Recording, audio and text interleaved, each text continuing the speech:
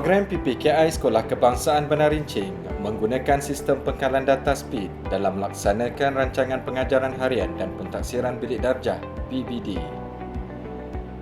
Sistem ini mula dibina pada 2017 dan digunakan dalam kalangan guru PPKI Sekolah Kebangsaan Bandar Rincing bermula pada tahun 2019.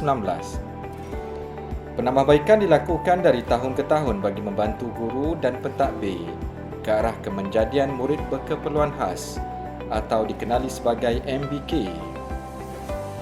Dalam tempoh 5 tahun tersebut, telah terbukti keberkesanan sistem ini terhadap guru-guru, pentadbir dan penilaian tahap penguasaan MBK. SKPMG 2 Standard 4.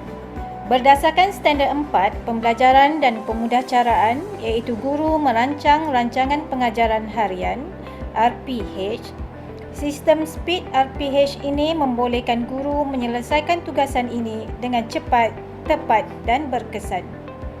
Elemen 4.1 menyediakan RPH yang mengandungi objektif dan aktiviti pelajaran. Menentukan kaedah pentaksiran dalam PDPC, menyediakan ABM. Kesemua tindakan adalah mengikut keperluan MBK, ketetapan di SKP, RPT dan ketetapan kurikulum yang mana elemen tersebut ada di dalam sistem SPEED RPH. Guru tidak perlu gusar berlakunya pertindihan atau kesilapan dari standard kandungan, standard pembelajaran, elemen merentas kurikulum, PAK 21 dan sebagainya kerana semuanya telah tertera di dalam sistem. Masa penulisan RPH.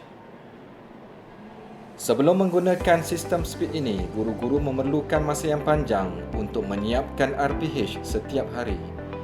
Ini menyebabkan banyak masa terbuang begitu sahaja. Pengurusan fail RPH.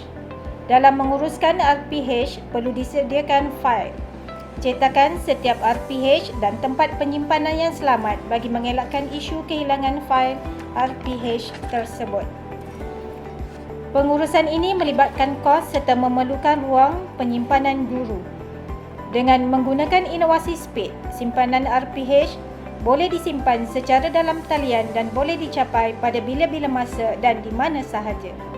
Hal ini dapat mengurangkan kos cetakan. Eviden terhadap tahap penguasaan murid. Menggunakan kaedah konvensional, guru-guru perlu menyimpan eviden secara tersusun dalam bentuk fizikal yang memerlukan ruang penyimpanan. Sebaliknya, dengan menggunakan inovasi speed, guru hanya perlu mengambil gambar eviden dan dimuat naik terus ke dalam sistem. Kebolehan sistem ini memberikan motivasi kepada guru dalam mengumpul dan menyimpan eviden. Rekod transit. Rekod transit perlu disediakan oleh guru dan perlu dicatat pada setiap masa secara manual. Seterusnya, masalah penyimpanan dan keselamatan rekod tersebut. Dengan inovasi yang dibangunkan dalam sistem speed RPH, rekod transit boleh disepadukan bersama RPH guru-guru. Guru menjalankan pentaksiran bilik darjah dan tahap penguasaan murid dapat direkod terus ke dalam sistem. Analisa tahap penguasaan PBD MBK. Menggunakan kaedah konvensional, guru-guru perlu mengisi data secara manual di dalam fail Excel dan memerlukan siri perjumpaan untuk membincangkan tahap penguasaan murid MBK. Dengan adanya inovasi ini, guru-guru hanya perlu mengisi secara online. Seterusnya, sistem akan menghasilkan analisa secara tepat, sistematik dan memaparkan rumusan pencapaian murid secara holistik berdasarkan mata pelajaran. Seterusnya, guru-guru dapat mengenal pasti kecenderungan dan potensi murid. Murid yang lemah juga dapat dikesan dan guru mampu merancang aktiviti intervensi terhadap MBK. Penghantaran semakan. Guru-guru perlu menghantar buku rekod mengajar setiap minggu kepada pihak pentadbir.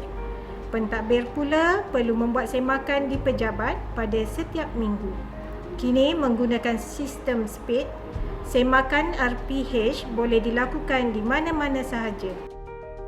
Pengurusan dan penyimpanan data RPH dan juga PBD. Semoga maklumat amalan terbaik kami ini akan memberi satu pandangan baru dalam konsep penulisan RPH dan perekodan PBD. Untuk maklumat lanjut, layari laman web Inovasi Speed di speed.edu.my.